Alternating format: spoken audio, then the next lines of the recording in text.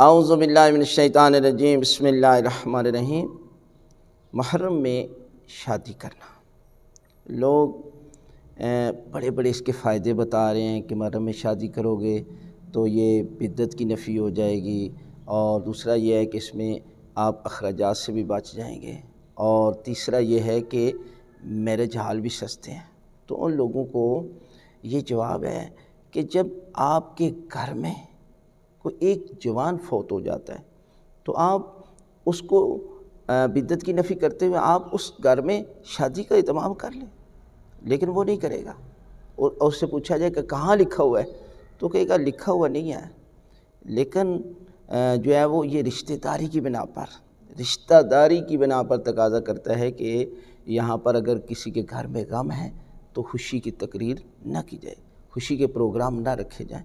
اس لیے اللہ کے رسول نے فرمایا کہ ہمارے شیعہ جو ہے نا، یہ ہمارے پتے ہیں۔ جس طرح درخت پتے سے پہچانا جاتا ہے، اگر کسی درخت کے پتے نہیں ہیں تو دور سے پتہ نہیں چلتا کہ یہ آم کا درخت ہے یا یہ کسی اور چیز کا درخت ہے۔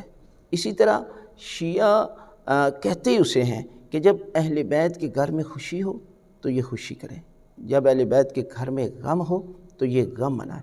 اس لیے یکم محرم سے لے کر 8 ربیع الاول تک یہ ایام عزا ہیں، غم کے دن، لہذا ان دنوں خوشی کے پروگرام کرنے ہیں۔